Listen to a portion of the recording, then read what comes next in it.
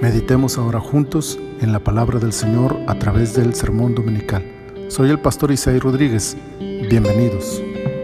Que su palabra aliente nuestros corazones en esta hora. Es un gozo enorme compartir con ustedes esta hermosa mañana para compartir un tiempo en la administración de la palabra del Señor. Es sin duda uno de los momentos más especiales en nuestra vida como hijos de Dios. Y por eso es que los invito a mantener siempre este espíritu de disposición a la mesa del Señor para que Él nos alimente y satisfaga nuestras más profundas necesidades a través de su poderosa palabra. Quiero invitarles en esta ocasión a que me acompañen al libro de Josué, en el capítulo 4, y vamos a hacer la lectura solamente de un versículo para abreviar tiempos. Pero obviamente será una lectura que tendrá que ver con todo el capítulo, al menos en la historia que éste nos narra. Pero el versículo que quiero leer con ustedes en esta ocasión es el versículo 24, sobre el que estaremos centrando específicamente el mensaje.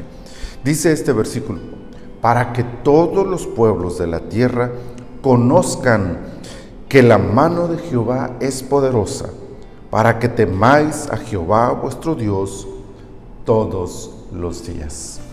Bendito Señor, te damos gracias por tu hermosa palabra y te pedimos en esta hora que te glorifiques a través de ella en nuestras vidas, hablándonos, Señor, conforme a la necesidad que tenemos y llevándonos a un crecimiento espiritual en el conocimiento y en la práctica de esta palabra que tú tienes para nosotros. En el nombre de Cristo Jesús. Amén. Amén. El versículo que leímos está como reflexión final de toda una historia que nos narra básicamente uno de los hechos más portentosos de la Biblia.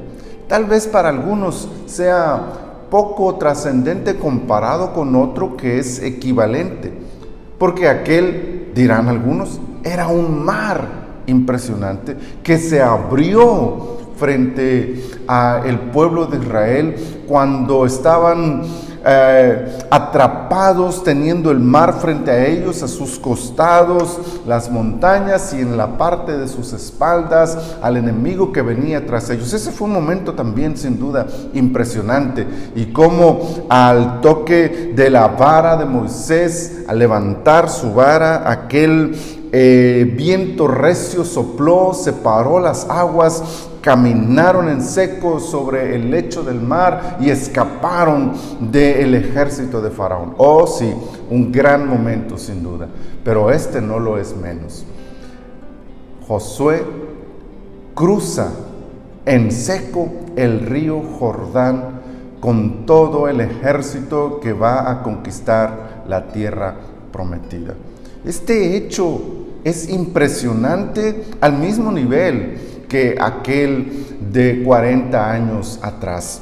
¿Por qué? Porque básicamente es un milagro con las mismas características.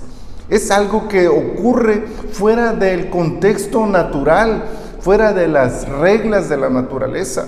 Es algo que rompe con la lógica y con el razonamiento más entendible. ¿Cómo es posible que el mar, o el río en este caso, se separe justo en el momento y en la forma y todo el tiempo necesario para que crucen más de 40,000 personas con ejército armado y preparado para la batalla? ¿Cómo es posible que solo al toque de los pies de los sacerdotes que llevaban el arca, al toque de estos en el lecho del río, inmediatamente comience a separarse y las aguas de arriba se detengan y las aguas de abajo también se detengan, y entonces el lecho se seque y puedan pasar por él aquellos personajes? Imaginen la escena.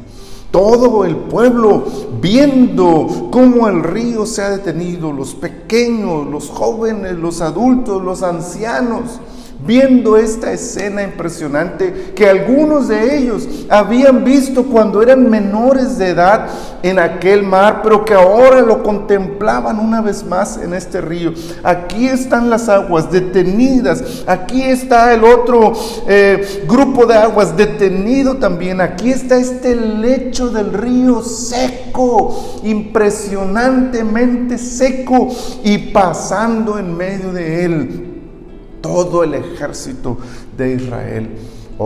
Esto ratificó el ministerio de Josué, por supuesto, su liderazgo. Esto mostró el poder de Dios y permitió animar sus corazones para lograr la conquista de aquellas tierras. Pero dentro de esta escena contemplamos nosotros a Josué mandando a que cuando todavía estaban cruzando se tomasen 12 piedras grandes sin duda de aquel lugar, de aquel lecho.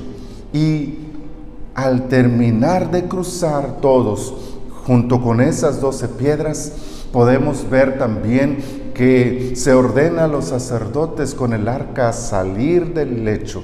Y en cuanto el último de ellos puso sus 2 pies fuera del lecho del río, justo en ese instante, ¡flap!, las aguas volvieron a juntarse y el río siguió su cauce como si nada hubiese pasado. El poder de Dios es capaz de hacer eso. El poder de Dios está por encima de las reglas que Él mismo ha establecido y Él es el único que puede romperlas. El poder de Dios está por encima de todo lo que nosotros siquiera podemos imaginar. Él puede hacer todo lo que nosotros apenas podemos fantasear o soñar. Él tiene el poder para romper las reglas de la naturaleza y hacer esta clase de milagros portentosos.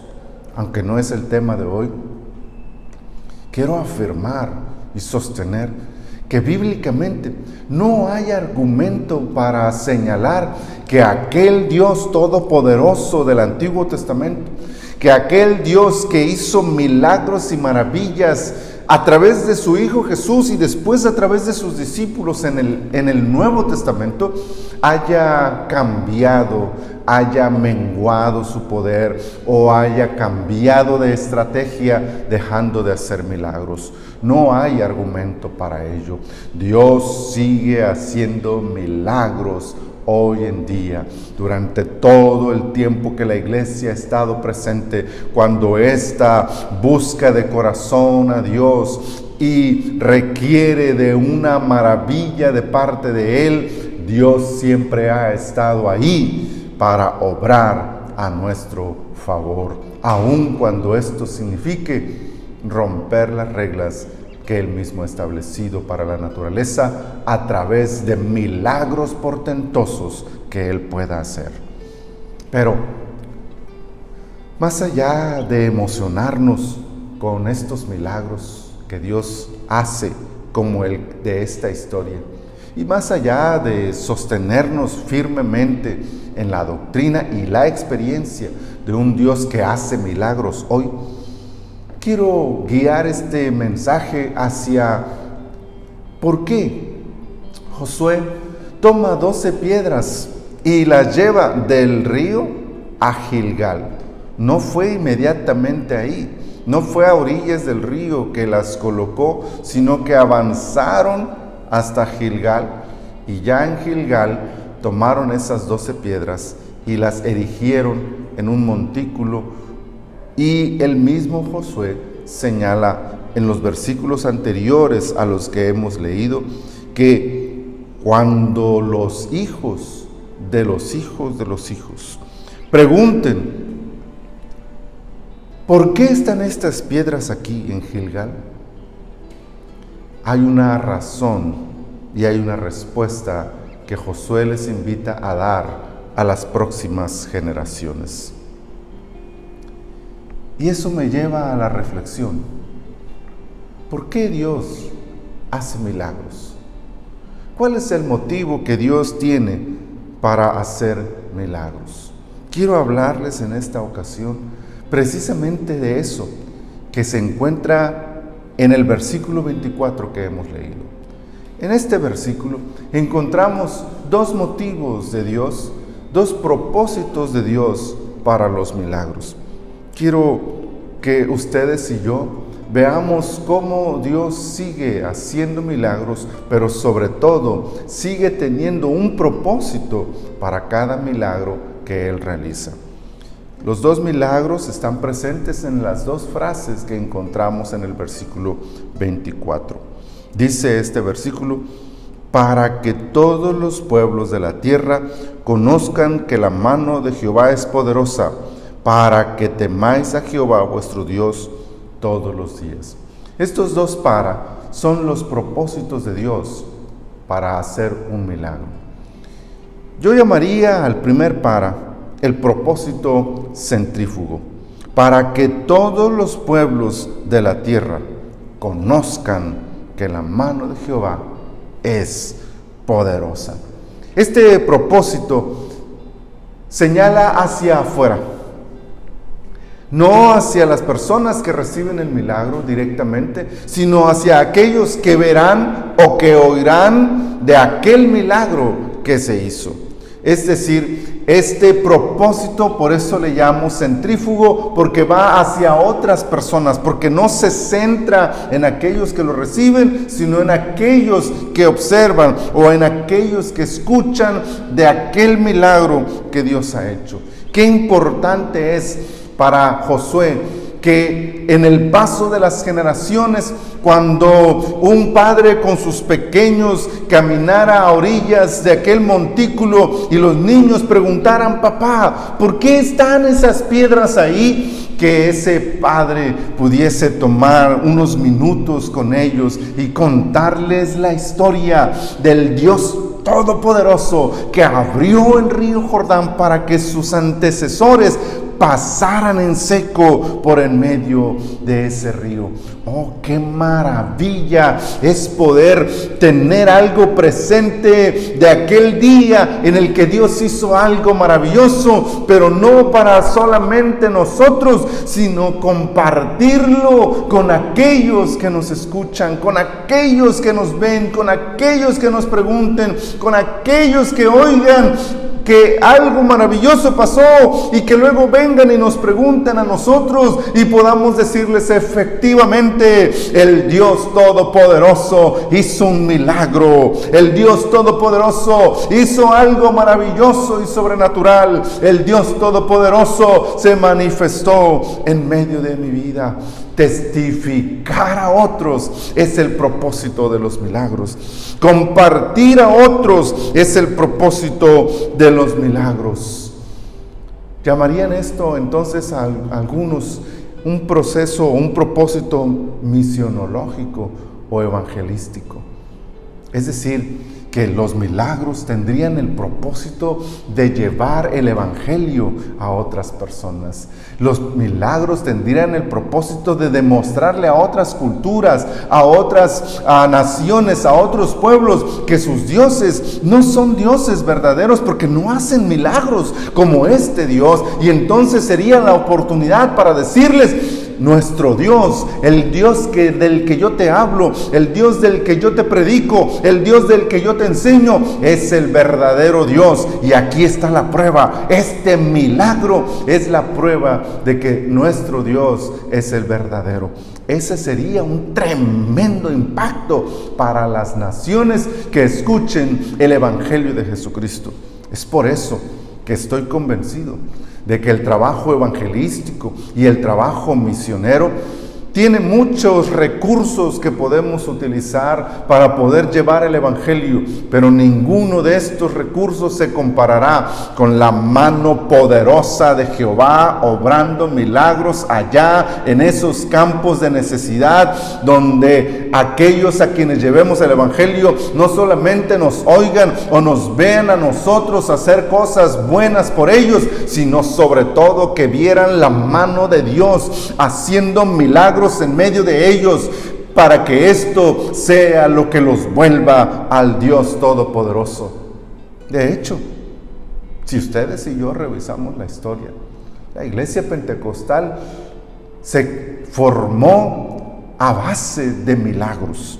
Si algo ha logrado que la iglesia pentecostal de los últimos 100 años lleve el mensaje del evangelio a todo el mundo, ha sido precisamente a través del impacto del poder de Dios en medio de su pueblo, haciendo milagros y maravillas.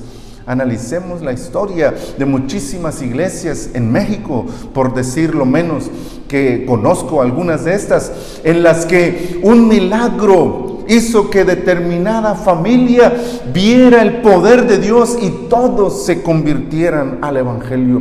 Un milagro de sanidad, un milagro de provisión, un milagro de resurrección, un milagro de algo impresionante provocó que aquella persona que lo recibió no solamente fuese ella, sino todos los que lo rodearon, y vecinos y amigos y conocidos vinieran al evangelio porque vieron, porque oyeron, porque palparon el poder de Dios en algún hecho milagroso.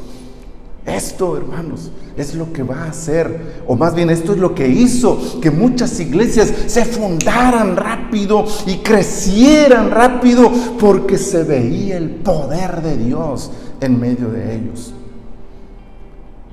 No niego el valor de todos los demás recursos que había antes y que ahora hay: las obras sociales, el trabajo educativo, los recursos tecnológicos que hoy tenemos para predicar y muchas formas que hoy se están utilizando para llevar el evangelio, muchas de ellas muy técnicas, muy especializadas, de cómo fundar iglesias, de cómo hacer trabajo misionero. Pero creo sinceramente que el mejor de los recursos que podemos utilizar es ser un pueblo que sigue clamando a Dios para que haga milagros en medio de nosotros, para que allá donde vayamos a predicar, Dios haga milagros, para que la gente vea que llevamos el poder de Dios, para que la gente vea que llevamos la gracia de Dios con nosotros y los milagros nos siguen y la gente pueda escuchar del poder de Dios y rendir sus vidas al Señor, para que el mundo sepa, para que la tierra conozca que la mano de Jehová es poderosa, que todo mundo sepa que el Dios en el que ustedes y yo creemos es verdadero, es único y es poderoso, no porque nosotros lo digamos, sino porque aquí están las pruebas palpables de un poder, de un milagro, de un testimonio de lo que Dios ha hecho y que nadie más puede hacer. Eso sería impresionante. Pero no solamente hay ese propósito, también está otro, que si al primero le llamé propósito centrífugo, yo llamaría a este entonces un propósito centrípeto. Dice la siguiente sección: para que temáis a Jehová vuestro Dios todos los días. Si el primero es hacia la gente de afuera, el primer propósito de un milagro es que la gente de afuera conozca de Cristo, conozca de Dios, conozca el poder de Dios. El segundo propósito entonces será hacia nosotros mismos. ¿Cuál es el propósito de Dios en relación a nosotros al hacer un milagro? Para que temáis. Este propósito entonces, como dije, es hacia el interior, hacia aquellos que lo reciben. ¿Cuál debe ser nuestra reacción cuando recibimos un milagro de Dios? ¿Cuál debe ser nuestra actitud cuando somos testigos presenciales, vivenciales de un milagro de parte de Dios? El temor a Jehová, al que se refiere aquí, como ya muchísimas veces hemos señalado, no es un concepto de miedo o de angustia, sino más bien de reconocimiento de quién es el Dios con el que estamos tratando. Nuestro Dios no es como los demás dioses que el mundo tiene. nosotros no adoramos a un Dios que hicimos con nuestras propias manos. Nosotros no adoramos a un Dios que nos inventamos nosotros en nuestras fantasías o en nuestras mitologías. Nosotros no adoramos a un Dios al que nosotros podemos manipular o podemos hacer que haga lo que nosotros queremos. Nosotros adoramos al único y verdadero Dios Todopoderoso, al Creador del cielo y del universo entero. Nosotros adoramos a un Dios que con una sola palabra podría destruir todo lo que Él mismo ha creado. Nosotros adoramos a un Dios que no tiene límites, al que nada ni nadie puede ordenar algo. Nosotros adoramos a un Dios que está sentado en un trono de gloria inaccesible para el hombre. Ese es el Dios al que adoramos. No se trata de temerle, pero sí se trata de reconocer quién es el Dios al que nosotros adoramos. El temor de Jehová es aquel que nos lleva a reconocer quién es Él y quién soy yo. ¿Dónde está Él y dónde estoy yo? No somos iguales. Él es Dios Todopoderoso. Él puede romper con la naturaleza cuando Él quiera y como Él quiera. Él puede hacer algo que está muy lejos de mis posibilidades. Reconocer a Dios nos debe llevar entonces también a una actitud de humildad ante Él. Muchos hoy no quieren hacer eso. Muchos hoy pretenden tener a un Dios al que ellos puedan ordenar lo que quieren. Pero el hombre y la mujer que entiende quién es Él, dónde está Él y quién soy yo, dónde estoy yo, con todo reconocimiento puede humillar su corazón y su vida ante ese Dios Todopoderoso. No somos nada ante Él. No somos lo que nosotros creemos que somos. No merecemos lo que nosotros creemos que merecemos. Él es Dios, nosotros hechura de sus manos. Humillémonos bajo su mano todopoderosa.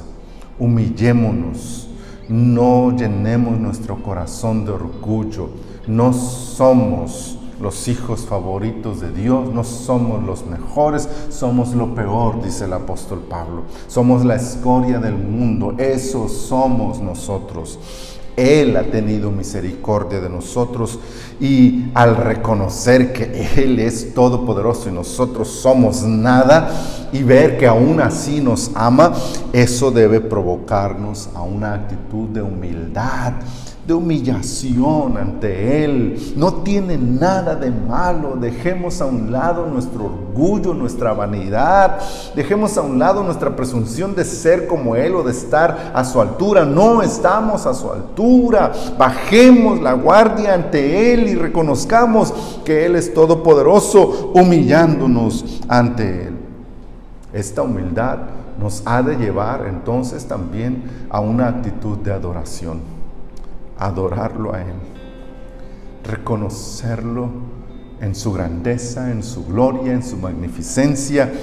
Esa es la actitud que debe tener un hombre, una mujer que ha visto y ha recibido un milagro de parte de Dios. Todo esto se resume entonces en el concepto de temor, reconocimiento, humildad, adoración a Dios.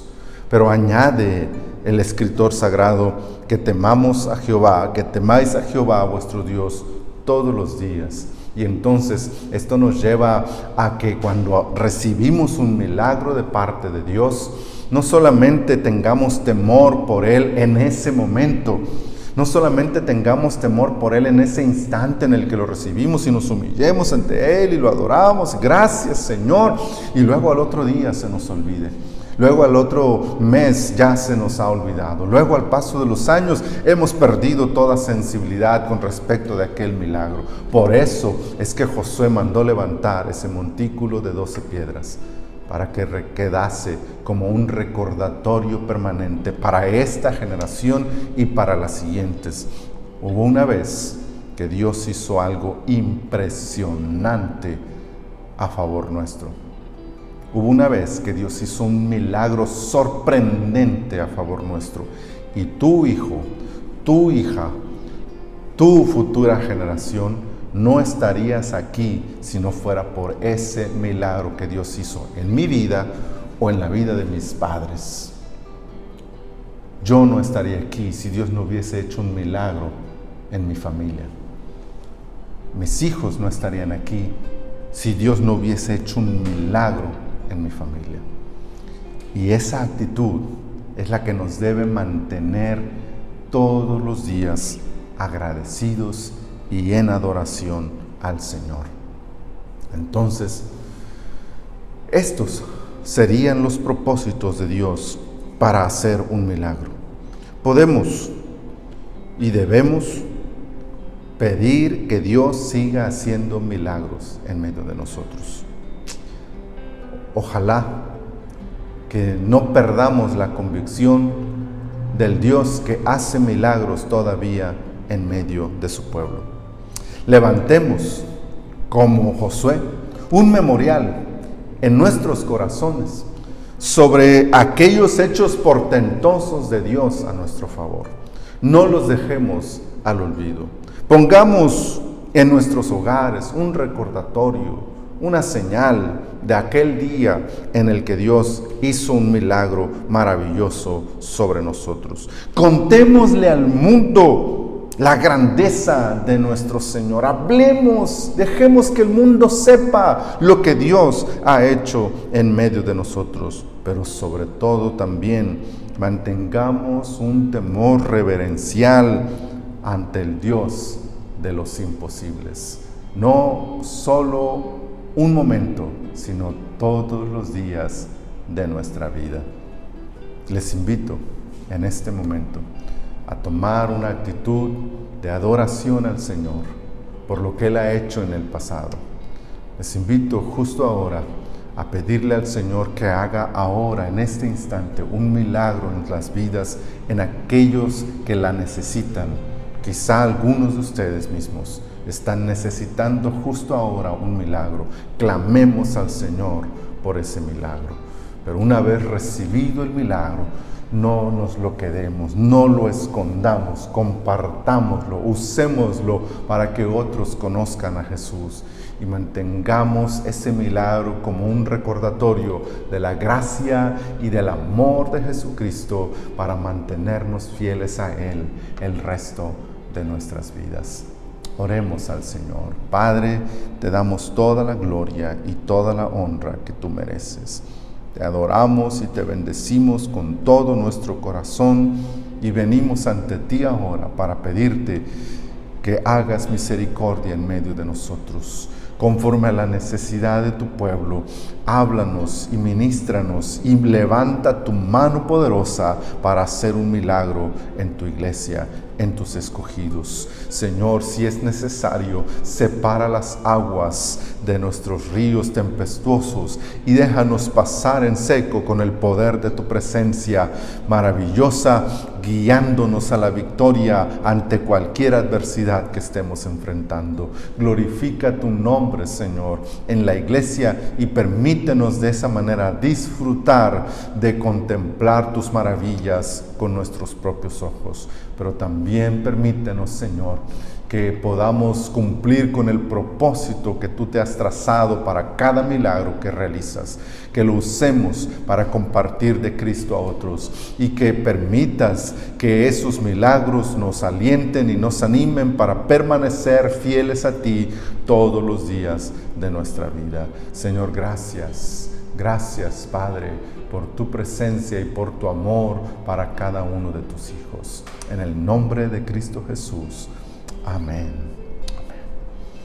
adoramos al Señor, bendecimos a Dios con todo nuestro corazón y esperamos los testimonios del poder de Dios haciendo milagros en medio de nosotros. Mi Señor les bendiga.